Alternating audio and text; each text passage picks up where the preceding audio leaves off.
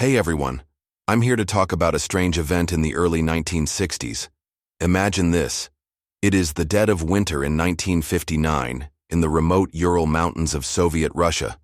9 experienced hikers set out on what should have been a routine expedition, but they never came back.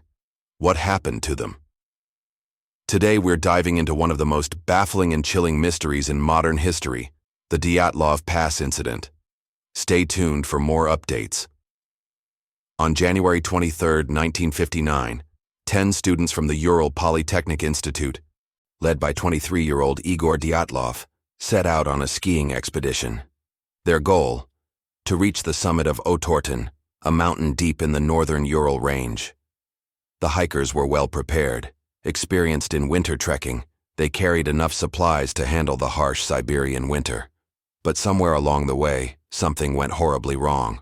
Only 9 would return in pieces. On February 26th, nearly a month after the hike began, rescuers discovered the hikers' tent, half buried in snow on the slopes of Kolatsyakal. The tent was cut open from the inside. Their belongings were left behind. Why would 9 seasoned hikers flee into the freezing night without proper clothing? What could have terrified them enough to abandon their safe shelter? In the weeks that followed, the bodies were discovered at varying distances from the tent. Some were barefoot, others in just their underwear, as if in a desperate attempt to escape something. Some had died of hypothermia, while others had suffered horrific injuries. Fractured skulls, broken ribs, even missing eyes and tongues.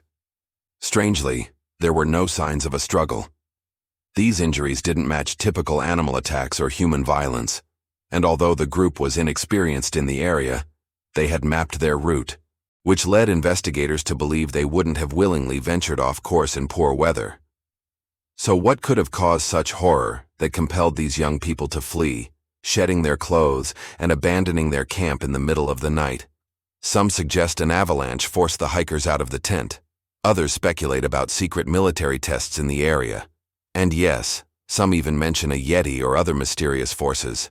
But what does the science say? When you hear about the Dyatlov Pass incident, the first thing you probably think of is snow. There are tons of it in the Ural Mountains. The area receives around 11 feet of snow each year, creating a thick blanket over the landscape. During the time of the hiking trip, there was supposedly around 2.5 meters of snow on the ground. That's enough to bury a person completely.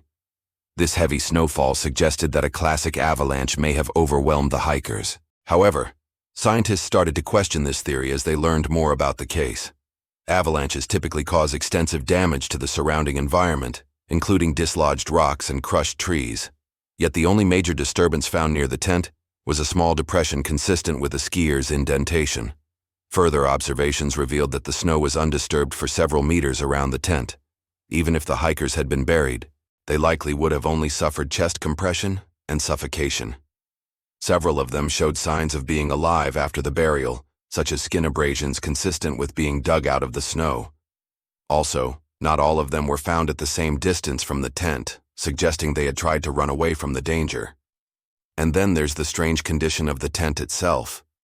The canvas was ripped apart from the inside, indicating that whoever was inside had done so intentionally.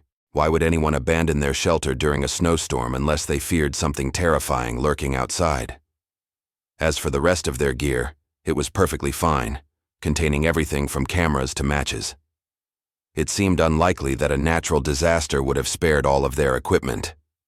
In 2017, a team of scientists set out to recreate what might have happened to the hikers.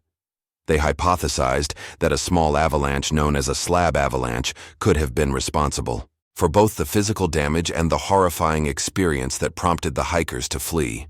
These types of avalanches aren't very wide and can happen even when there's no fresh snowfall. Instead, they occur when a layer of snow slides atop a weak layer of snow, moving with extreme speed and pressure, sometimes reaching 80 miles per hour.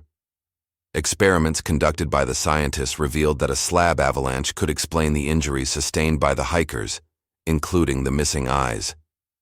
When tested, their eyes literally popped out of their sockets. However, this theory doesn't explain why the hikers seem to have fled rather than seeking shelter, or why their tent was cut open from the inside.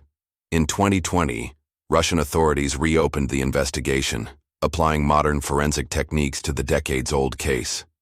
A new expedition examined the site, collecting evidence and data.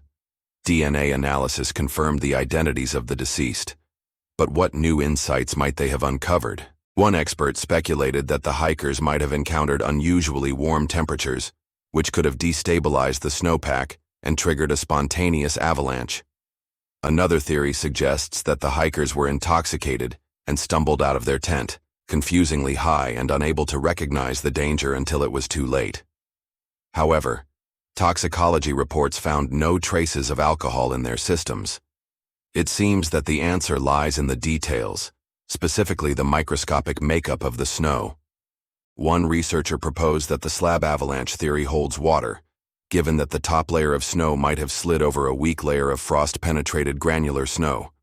This combination can lead to a rapid and unexpected release, triggering a slab avalanche. But how could these educated, experienced students have been fooled into thinking this wasn't a big deal? Some sources claim the temperature at the time was a mild -2 degrees Celsius.